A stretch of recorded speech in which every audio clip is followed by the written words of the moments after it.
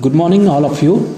Today we are going to discuss about one of the important topic, that is Specific Relief Act 1963, one of the most important act in Contract 1.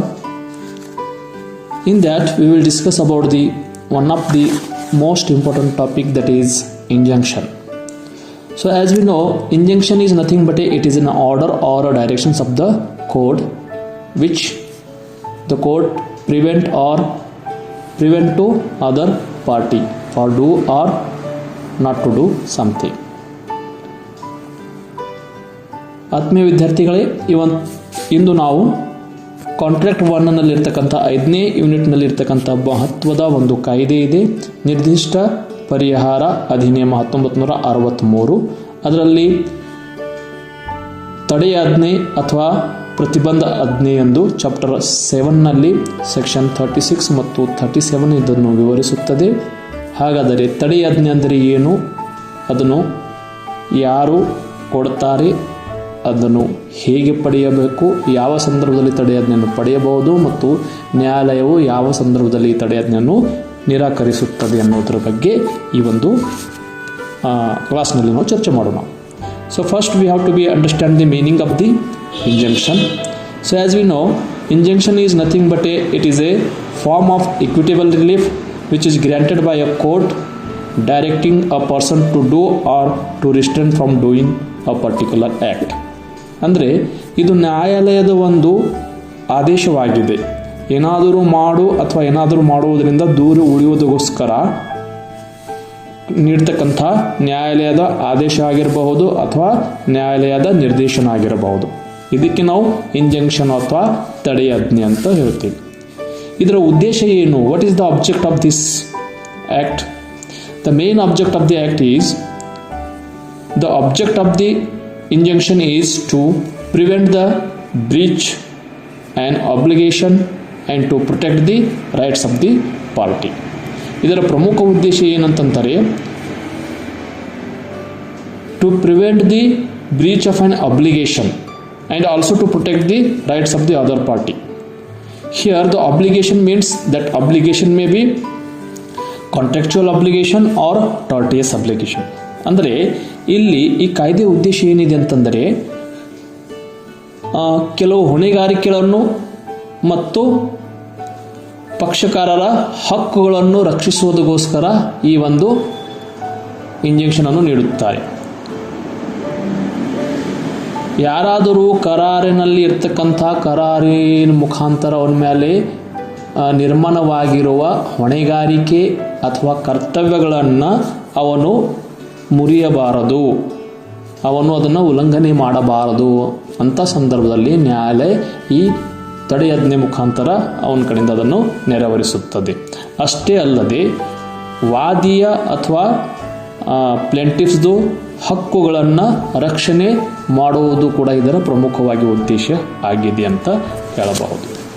So ಸಾಮಾನ್ಯವಾಗಿ injunction we can see the injunctions in different kinds. Basically there are two kinds of injunction. The first one temporary injunction and second one perpetual injunction. Temporary means by name we can say it is for a temporary period, not continuous. Perpetual injunction means it is in a permanent nature. The court may grant this injunction permanently. So we will discuss. ಇಲ್ಲಿ ತಡೆಯಾಜ್ಞೆಯ ಪ್ರಕಾರಗಳಲ್ಲಿ ನೋಡಿದಾಗ ಒಂದು ತಾತ್ಕಾಲಿಕ ತಡೆಯಾಜ್ಞೆಯಾಗಿದೆ, ಇನ್ನೊಂದು ನಿರಂತರ ತಡೆಯಾಜ್ಞೆ ಅಂತ ಹೇಳಬಹುದು ಅಥವಾ ಶಾಶ್ವತ ತಡೆಯಾಜ್ಞೆ ಅಂತೂ ಕೂಡ ಇದನ್ನು ಹೇಳಬಹುದು. ಸೊ ತಾತ್ಕಾಲಿಕ ತಡೆಯಾಜ್ಞೆ ಮತ್ತು ಶಾಶ್ವತ ಅಥವಾ ನಿರಂತರ ತಡೆಯಾಜ್ಞೆ ಅಂದರೆ ಏನು ಅನ್ನೋದು ತಿಳ್ಕೋಬೇಕು. So temporary injunction generally granted for a limited period during the pendency of suit and which is regulated by the order 39 of the CPC. ಅಂದರೆ ತಾತ್ಕಾಲಿಕ ತಡೆಯಾಜ್ಞೆಯು ಸಾಮಾನ್ಯವಾಗಿ ಒಂದು ಲಿಮಿಟೆಡ್ ಅವಧಿಗೋಸ್ಕರ, ನಿರ್ದಿಷ್ಟ ಅವಧಿಗೋಸ್ಕರ ಮಾತ್ರ ನೀಡುತ್ತಾರೆ. ಪ್ರಕರಣವನ್ನು ನಡೆಯುವಾಗ ಅಲ್ಲಿ ನಿರ್ದಿಷ್ಟ ಸಮಯಗಳೊಳಗಾಗಿ ಅಥವಾ ನಿರ್ದಿಷ್ಟ ಸಮಯಕ್ಕಾಗಿ ಮಾತ್ರ ಈ ತಾತ್ಕಾಲಿಕ ತಡೆಯಾಜ್ಞೆಯನ್ನು ನೀಡುತ್ತಾರೆ. ತದನಂತರ ಈ ಆಜ್ಞೆಯನ್ನು ವೆಕೇಟ್ ಆಗುತ್ತದೆ ಅಥವಾ ಅದನ್ನು ಮುಗಿದು ಹೋಗುತ್ತದೆ ಅಂತ ಹೇಳಬಹುದು. ಮತ್ತು ಇದನ್ನು ಎಲ್ಲಿ ರೆಗ್ಯುಲೇಟ್ ಮಾಡಿದ್ದಾರೆ ಅಂದರೆ ನಮ್ಮ CPCಯ ಆರ್ಡರ್ 39ನಲ್ಲಿ ಇದನ್ನು ರೆಗ್ಯುಲೇಟ್ ಮಾಡಿದ್ದಾರೆ ಅಥವಾ ಅಲ್ಲಿ ಹೇಳಿದ್ದಾರೆ ಅಂತ ಹೇಳಬಹುದು. ಸೊ ಒಟ್ಟಾರೆ ಹೇಳಬೇಕಾದರೆ ಇದು ಸ್ಪೆಸಿಫಿಕ್ ಪೀರಿಯಡ್ ಸಲುವಾಗಿ ಸಿಗುತ್ತದೆ ಮತ್ತು ಡ್ಯೂರಿಂಗ್ ದ ಪ್ರೊಸೀಡಿಂಗ್ ಸಿಗುತ್ತದೆ. ನ್ಯಾಯಾಲಯದ ವಿಚಾರಣೆ ನಡೆಯುವಾಗ ಅಲ್ಲಿ ಏನಾದರೂ ಈ ಥರದ ತಡೆಯಾಜ್ಞೆ ಬೇಕಾದಾಗ ಅವರು ಈ ರೀತಿಯಲ್ಲಿ ಕೊಡುತ್ತಾರೆ, ಒಂದು ಸ್ಪೆಸಿಫಿಕ್ ಪೀರಿಯಡ್ಗೋಸ್ಕರ ಮತ್ತು during the proceeding of the court ಅಂತ ಹೇಳ್ತೀವಿ. ಇದರದ್ದು ಉದ್ದೇಶ ಏನಪ್ಪ, ಯಾಕೆ ಈ ಒಂದು ಟೆಂಪರರಿ ಇಂಜೆಕ್ಷನ್ ಕೊಡ್ತಾರಾ ಅಂತಂದರೆ to maintain the status quo until the final disposal of the case. ಅಂದರೆ ಈಗ ಪ್ರಕರಣದಲ್ಲಿ ಇರ್ತಕ್ಕಂಥ ಆ ವಸ್ತುಸ್ಥಿತಿ ಅಥವಾ ಇರ್ತಕ್ಕಂಥ ಸ್ಥಿತಿಯನ್ನು ಹಾಗೇ ಇಡುವುದಕ್ಕೋಸ್ಕರ ಈ ತಡೆಯಾಜ್ಞೆಯನ್ನು ಸಾಮಾನ್ಯವಾಗಿ ನ್ಯಾಯಾಲಯ ನೀಡುತ್ತದೆ. ಆ ಪ್ರಕರಣವನ್ನು ಇತ್ಯರ್ಥ ಆಗುವವರೆಗೂ ಇದಕ್ಕೆ ನೀವು ಯಾವುದೇ ರೀತಿಯಲ್ಲಿ ಹೇರ್ ಫೇರ್ ಮಾಡಬಾರ್ದು, ಅದನ್ನು ಡೆಮೊಲಿಷ್ ಮಾಡಬಾರ್ದು ಅಥವಾ ಈ ರೀತಿಯಲ್ಲಿ ಅದನ್ನು ಆ್ಯಸ್ ಇಟ್ ಈಸ್ ಹಾಗೆ ಇಡುವುದಕ್ಕೋಸ್ಕರ ತಡೆಯಾಜ್ಞೆಯನ್ನು ಸಾಮಾನ್ಯವಾಗಿ ಕೊಡ್ತಕ್ಕಂಥದ್ದು ನಾವು ನೋಡಬಹುದು. ಸೊ ಈ ಟೆಂಪರರಿ ಇಂಜೆಕ್ಷನ್ದು ಮೇನ್ ಪರ್ಪಸ್ ಅದು ಯಾರದೋ ಏನು ಅಂತ ಇನ್ನೂ ಗೊತ್ತಾಗಿಲ್ಲ. ಹಾಗಾಗಿ ಈಗ ಕನ್ಸ್ಟ್ರಕ್ಷನ್ ಮಾಡೋಕ್ಕೆ ಶುರು, ಒಂದು ವೇಳೆ ನೀವು ನಿಮ್ಮ ಮನೆಯಲ್ಲಿ ಒಂದು ಬಿಲ್ಡಿಂಗನ್ನು ಕಟ್ತಾ ಇದ್ದೀರಿ, ಈಗ ಅದು ಜಾಗ ನಿಮ್ಮದು ಅಥವಾ ಅವ್ರದ್ದು ಅನ್ನೋದನ್ನು ಈ ರೀತಿಯಲ್ಲಿ ಸಮಸ್ಯೆ ಇದ್ದಾಗ ಎದುರಿನ ವ್ಯಕ್ತಿ ತಡೆಯಾಜ್ಞೆಯನ್ನು ತೆಗೆದುಕೊಂಡಾಗ ಅದು ನಿಮ್ಮದೂ ಆಗ್ಬೋದು, ಅಂದರೆ ವಾದಿದೂ ಆಗ್ಬೋದು, ಪ್ರತಿವಾದಿದೂ ಆಗ್ಬೋದು. ಈಗ ನಿಮಗೆ ನ್ಯಾಯಾಲಯ ಅದನ್ನು ಕನ್ಸ್ಟ್ರಕ್ಷನ್ ಪರ್ಮಿಷನ್ ಕೊಟ್ಟರು ಸಮಸ್ಯೆ ಹೌದಲ್ಲ, ನಾಳೆ ಅವರು ಇವ್ರದ್ದಾದಾಗ, ಹಾಗಾಗಿ ಆ ಕೇಸನ್ನು ಡಿಸ್ಪೋಸಲ್ ಆಗುವವರೆಗೂ ಅಥವಾ ಕೇಸನ್ನು ನಿರ್ಣಯ ಬರುವವರೆಗೂ ನೀವೇನು ಮಾಡಬೇಕು, ಅದನ್ನು ತಡೆಯನ್ನು ತಾತ್ಕಾಲಿಕ ಸ್ವರೂಪದ ತಡೆಯಾಜ್ಞೆಯನ್ನು ತೆಗೆದುಕೊಂಡು ಆ ನಿರ್ಣಯ ಆಗೋತಕ್ಕ ವೇಟ್ ಮಾಡಬೇಕು. ನಿರ್ಣಯ ಯಾರ ಪರವಾಗಿ ಆಗುತ್ತದೆ ಅದರ ಪರವಾಗಿ, ನಿಮ್ಮ ವಾದಿಯ ಪರವಾಗಿ ಆದರೆ ವಾದಿಯ ತನ್ನ ಹಕ್ಕನ್ನು ಚಲಾಯಿಸಬಹುದು, ಪ್ರತಿವಾದಿಯ ಪರವಾಗಿ ಬಂದರೆ ಪ್ರತಿವಾದಿ ತನ್ನ ರೀತಿಯಲ್ಲಿ ಅದನ್ನು ಉಪಯೋಗಿಸಬಹುದು. ಸೊ ಹಾಗಾಗಿ ಈ ಒಂದು ಟೆಂಪರರಿ ಅಥವಾ ತಾತ್ಕಾಲಿಕ ತಡೆಯಾಜ್ಞೆಯ ಪ್ರಮುಖ ಉದ್ದೇಶ ಎಂದರೆ ಸ್ಥಿತಿಯನ್ನು ಆ್ಯಸ್ ಇಟ್ ಈಸ್ ಹಾಗೆ ಇಡುವುದು ಇದರ ಪ್ರಮುಖ ಉದ್ದೇಶವಾಗಿದೆ ಅಂತ ನಾವು ಇಲ್ಲಿ ಹೇಳಬಹುದು. ಅದೇ ರೀತಿಯಲ್ಲಿ ಪರ್ಪೆಚುವಲ್ ಇಂಜೆಕ್ಷನ್ ಅಂತ ಬರುತ್ತದೆ. ದಟ್ ಪರ್ಪೆಚುವಲ್ ಅಥವಾ permanent injections V can say which is granted by the court at the conclusions of the trial. ಇಡೀ ಪ್ರಕರಣವನ್ನು ನಿರ್ಣಯ ಆದ ನಂತರ ನಿರಂತರ ಸ್ವರೂಪದಲ್ಲಿ ಅದು ನಿಮ್ಮದೇ ಅಂತ ಹೇಳಿ ಈ ರೀತಿಯಲ್ಲಿ ಡಿಕ್ರಿಯ ಸ್ವರೂಪದಲ್ಲಿ ಅಥವಾ ಆದೇಶದ ಸ್ವರೂಪದಲ್ಲಿ ಇದನ್ನು ನೀಡುತ್ತಾರೆ. It is granted by a decree ಅಂತ ಹೇಳ್ತೀವಿ, ಹೌದಲ್ಲ. ಒಂದು ಡಿಕ್ರಿಯ ಆದೇಶವನ್ನು ಹೊರಡಿಸುವ ಮುಖಾಂತರ ಪರ್ಪೆಚುವಲ್ ಇಂಜೆಕ್ಷನ್ ಅನ್ನು ನೀಡುತ್ತಾರೆ ಎಂದು ಹೇಳಬಹುದು. ಸೊ ಇದು ಹೇಳಬೇಕಾದರೆ permanently restrain the defendant from infringing the plaintiff's rights. ಇಲ್ಲಿ ವಾದಿಯ ಹಕ್ಕುಗಳನ್ನು ಅವನು ಏನು ಉಲ್ಲಂಘನೆ ಮಾಡ್ತಾ ಇದೆ ಅಥವಾ ಎನ್ಕ್ರೋಚ್ ಮಾಡ್ತಾ ಇದೆ ಅಥವಾ ಕಾನೂನು ಬಾಹಿರವಾಗಿ ಏನಾದರೂ ಮಾಡ್ತಾ ಇದೆಯಲ್ಲ, ಅದನ್ನು ಶಾಶ್ವತವಾಗಿ ಇನ್ನು ಮುಂದೆ ಅವನು ಯಾವುದೇ ರೀತಿಯಲ್ಲಿ ಈ ರೀತಿಯಲ್ಲಿ ವಾದಿ ಹಕ್ಕುಗಳಿಗೆ ಉಲ್ಲಂಘನೆ ಮಾಡುವ ರೀತಿಯಲ್ಲಿ ಇರ್ತಕ್ಕಂಥ ಒಂದು ಆದೇಶ ಕೋರ್ಟವನ್ನು ನೀಡಿದಾಗ ಅದಕ್ಕೆ ನಾವು ಏನಂತೀವಿ, ಪರ್ಮನೆಂಟ್ ಅಥವಾ ಶಾಶ್ವತ ಸ್ವರೂಪದ ತಡೆಯಾಜ್ಞೆ ಅಂತ. ಈಗ ಇನ್ನು ಮುಂದೆ ಅವನು ಯಾವುದೋ ಕಾರಣಕ್ಕಾಗೂ ನಿಮ್ಮ ಹಕ್ಕಿಗೆ ಧಕ್ಕೆ ಬರೋ ರೀತಿಯಲ್ಲಿ ಏನೋ ಇಂಟರ್ಫಿಯರ್ ಮಾಡುವುದಕ್ಕೆ ಬರುವುದಿಲ್ಲ ಅಂತ. ಸೊ ಈ ರೀತಿಯಲ್ಲಿ ಒಂದು ತಡೆಯಾಜ್ಞೆ ಅಥವಾ ನಿರ್ಬಂಧ ಆಜ್ಞೆ ಹೇಗೆ ಇರುತ್ತದೆ, ಅದರಲ್ಲಿ ಬೇಸಿಕಲ್ಲಿ ಎರಡು ಥರದ ತಡೆಯಾಜ್ಞೆಯನ್ನು ಇಲ್ಲಿ ನಾವು ನೋಡಿದ್ದೀವಿ. ನಾವು will go for the characteristics of the injunction. ಒಂದು ಇಂಜೆಕ್ಷನ್ದು ಗುಣಲಕ್ಷಣಗಳು ಏನು ಅಂತಂದಾಗ the first characteristic is it is a judicial process. ಹೌದಲ್ಲ, ಇದು ಒಂದು ನ್ಯಾಯಿಕ ಪ್ರಕ್ರಿಯೆಯಾಗಿದೆ, ನ್ಯಾಯಾಲಯದ ಮುಖಾಂತರ ನಾವು ಇದನ್ನು ಪಡೆಯುತ್ತೀವಿ. Second is the objective of judicial process is to restrain or prevent the other. ಇನ್ನೊಂದು ಇದರ ಉದ್ದೇಶ ಏನೆಂದರೆ ಅದು ಎದುರಿನ ವ್ಯಕ್ತಿಗೆ ತಡೆಯುವುದು ಅಥವಾ ಅದನ್ನು ನಿರ್ಬಂಧಿಸುವ ಸ್ವರೂಪದಾಗಿದೆ. ಮೂರನೇದು the act restrain or prevent is a wrongful act. ಮತ್ತು ಯಾವ ಕೃತ್ಯವನ್ನು ಮಾಡುವುದಕ್ಕೆ ತಡಿತಾ ಇದ್ದೀವಿ ಅಥವಾ ಅವನಿಗೆ ರಿಸ್ಟ್ರೇಂಡ್ ಅಥವಾ ನಿರ್ಬಂಧಿಸುತ್ತಿದ್ದೇವೆ, ಆ ಕೃತ್ಯ ಏನಾಗಿರಬೇಕು, ರಾಂಗ್ಫುಲ್ ಆ್ಯಕ್ಟ್ ಆಗಿರಬೇಕು. ಅಂದರೆ ಅದು ಕಾನೂನು ಬಾಹಿರ ಕೃತ್ಯ ಆಗಿರಬೇಕು. ಆವಾಗ ಮಾತ್ರ ನಾವು ಅವನ ವಿರುದ್ಧ ತಡೆಯಾಜ್ಞೆಯನ್ನು ಪಡೆಯಬಹುದು. ಅವನು ರೈಟ್ಫುಲ್ ಆ್ಯಕ್ಟ್ ಇಟ್ಟು ಕಾನೂನಾತ್ಮಕವಾಗಿ ಅವನು ಏನಾದರೂ ಮಾಡ್ತಾ ಇದ್ದಾರೆ ಅಂಥ ಸಂದರ್ಭದಲ್ಲಿ ನಾವು ಅವನ ವಿರುದ್ಧ ತಡೆಯಾಜ್ಞೆಯನ್ನು ತೆಗೆದುಕೊಳ್ಳೋದಕ್ಕೆ ಬರೋದಿಲ್ಲ. So he has to be do a wrongful act ಅಂತ ಹೇಳ್ತೀವಿ, ಹೌದಲ್ಲ. ಅದು ಕಾನೂನು ಬಾಹಿರ ಕೃತ್ಯ ಮಾಡಿದಾಗ ಮಾತ್ರ ನಾವು ಅವ್ರ ವಿರುದ್ಧ ಈ ಒಂದು ಇಂಜೆಕ್ಷನನ್ನು ಪಡೆಯೋಕ್ಕೆ ಅವಕಾಶ ಇರುತ್ತದೆ ಅಂತ. Another characteristic of the injunction is an injunction operates always in a personam, not rem. So that injunction will be granted or operates always in personam. It means it is a right in rem. It is not a right in rem, it is a right in personam. It means we can claim this right against a particular person, not the whole world ಅಂತ ಹೇಳ್ತೀವಿ. ಹೌದಲ್ಲ? ಅಂದರೆ ಇದು ಕೇವಲ ಒಬ್ಬ ನಿರ್ದಿಷ್ಟ ವ್ಯಕ್ತಿಗಳ ವಿರುದ್ಧ ಮಾತ್ರ ಪಡೆಯೋದಕ್ಕೆ ಆಗುತ್ತದೆ. ಅದು ಎಲ್ಲರ ಪರವಾಗಿ ಈ ತರಹದ ಹಕ್ಕನ್ನು ಅಥವಾ ಇಂಜೆಕ್ಷನ್ ಅನ್ನು ಪಡೆಯೋಕ್ಕೆ ಆಗುವುದಿಲ್ಲ. ಉದಾಹರಣೆಗೆ ಎ ಅನ್ನೋನು ಬಿ ಅನ್ನೋನು ಹೊಲದಲ್ಲಿ ಅಥವಾ ಮನೆಯಲ್ಲಿ ಎನ್ಕ್ರೋಚ್ ಮಾಡಿದಾದರೆ ಕೇವಲ ಬಿನ ವಿರುದ್ಧ ಮಾತ್ರ ಈ ಒಂದು ಇಂಜೆಕ್ಷನ್ ಅನ್ನು ಪಡೆಯೋದಕ್ಕೆ ಆಗುತ್ತದೆ, ತಡೆಯಾಜ್ಞೆಯನ್ನು ಪಡೆಯೋದಕ್ಕೆ ಆಗುತ್ತದೆ. ಅದರ್ವೈಸ್ ನೀವು ಇದನ್ನು you cannot exercise this as a right in rem. Okay, this is the only right in personam. So right in rem and right in personam means a person who having a right against whole world, that is a right in rem. Right in personam means a person who have a right against a particular person or group of person, that is a right in personam.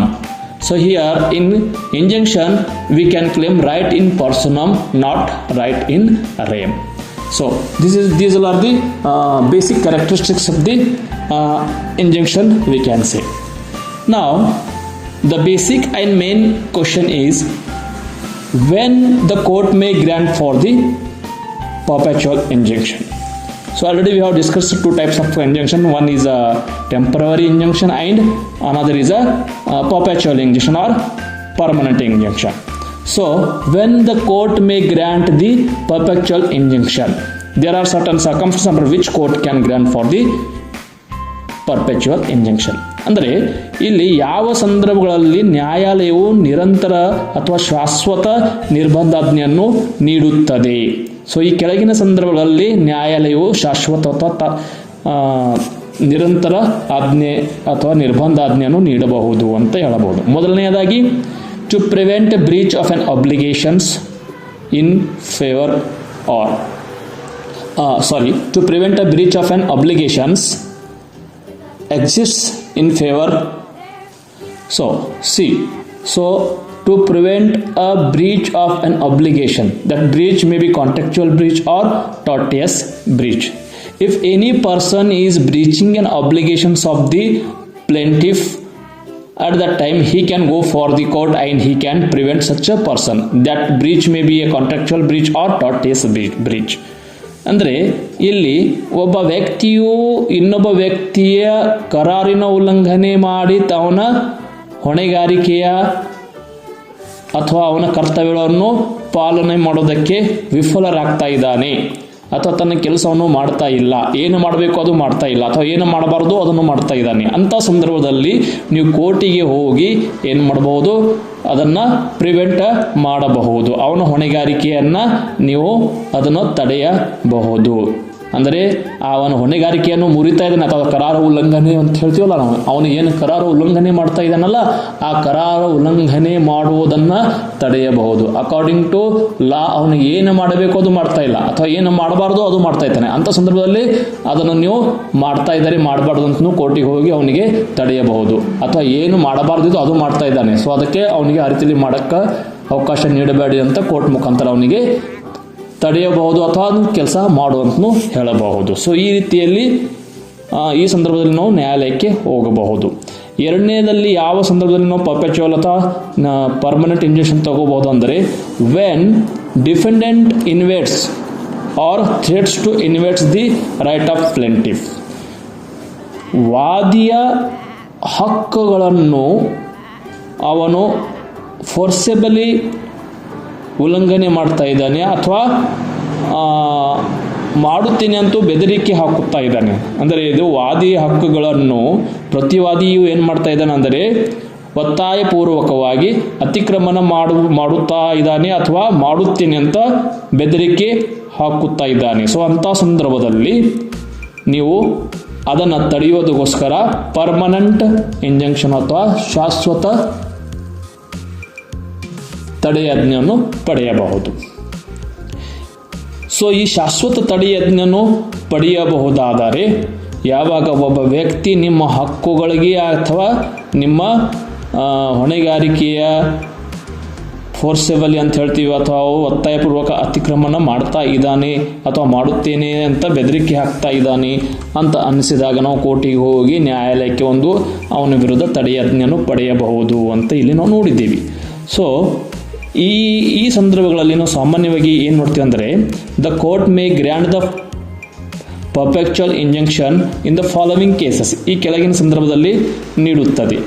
ಒಂದು ವೇಳೆ ಅಂದರೆ ಇಲ್ಲಿ ಒಬ್ಬ ವ್ಯಕ್ತಿಯು ಈ ರೀತಿಯಲ್ಲಿ ನಿಮಗೆ ಬೆದರಿಕೆಯಿಂದ ಅಥವಾ ನಿಮ್ಮ ಪ್ರಾಪರ್ಟಿಯನ್ನು ಫೋರ್ಸಿಬಲಿ, ನಿಮ್ಮ ಹಕ್ಕುಗಳಿಗೆ ಫೋರ್ಸಿಬಲಿ ಅವನು ಎನ್ಕ್ರೋಚ್ ಮಾಡ್ತಾ ಇದ್ದಾನೆ ಅಥವಾ ಅವನು ಅತಿಕ್ರಮಣ ಮಾಡ್ತಾ ಇದ್ದಾನೆ ಅಂತ ಅನಿಸಿದಾಗ ಈ ಕೆಳಗಿನ ಸಂದರ್ಭಗಳನ್ನು ನ್ಯಾಯಾಲಯ ಪರಿಗಣಿಸುತ್ತದೆ. ಈ ಸಂದರ್ಭಗಳು ಇದ್ದರೆ ನಿಮಗೆ ಪರ್ಪೆಚುವಲ್ ಅಥವಾ ಶಾಶ್ವತ ಸ್ವರೂಪದ ತಡೆಯಾಜ್ಞೆಯನ್ನು ನೀಡಬಹುದು. ಮೊದಲನೇದು ಏನಂದರೆ where the defendant is trustee of the property for the plaintiff.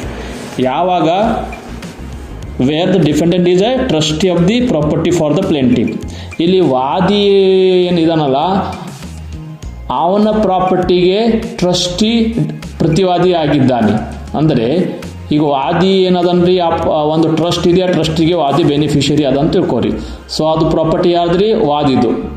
But ಯಾರ ಕೈಯಲ್ಲಿದೆ? ಪ್ರತಿವಾದಿಯ ಕೈಯಲ್ಲಿದೆ. ಅಂದರೆ ಪ್ರತಿವಾದಿ ಅದನ್ನು ತನ್ನ ಹತ್ರ ಟ್ರಸ್ಟಿ ಅಂತ ಹೇಳ್ತಲ್ಲ ಅವನ ಹತ್ರ ಇದೆ. ಈಗ ಟ್ರಸ್ಟಿ ಏನು ಮಾಡ್ತಾ ಇದ್ದಾನೆ? ಆ ಪ್ರಾಪರ್ಟಿಯನ್ನು ಮಾರಾಟ ಮಾಡ್ತಾ ಇದ್ದಾನೆ ಅಥವಾ ವಿಲೇವಾರಿ ಮಾಡ್ತಾ ಇದ್ದಾನೆ ಅಥವಾ ಇದಾದರೂ ಅದನ್ನು ತನ್ನ ಅಧಿಕಾರ ಮೀರಿ ಏನೋ ಮಾಡ್ತಾ ಇದ್ದಾನೆ ಅಂತ ನಿಮಗೆ ಈ ರೀತಿಯಲ್ಲಿ ಗೊತ್ತಾಗಿದೆ. ಸೊ ಅಂಥ ಸಂದರ್ಭದಲ್ಲಿ ಅವನು ಆ ರೀತಿಯಲ್ಲಿ ಮಾರಾಟ ಮಾಡಿದರೆ ಮುಂದೆ ಬಹಳ ಸಮಸ್ಯೆ ಆಗುತ್ತದೆ. ಅಂಥ ಸಂದರ್ಭದಲ್ಲಿ ವಾದಿಯು ಆ ಟ್ರಸ್ಟಿಯ ವಿರೋಧ ಏನು ಮಾಡಬಹುದು? ಒಂದು ತಡೆಯಾಜ್ಞೆಯನ್ನು ತೆಗೆದುಕೊಳ್ಳಬಹುದು ಅಂತ ಹೇಳ್ತೀವಿ. ಎರಡನೇದಲ್ಲಿ where there is exist no standard for ascertaining the actual damage caused or likely to be caused by the invasion.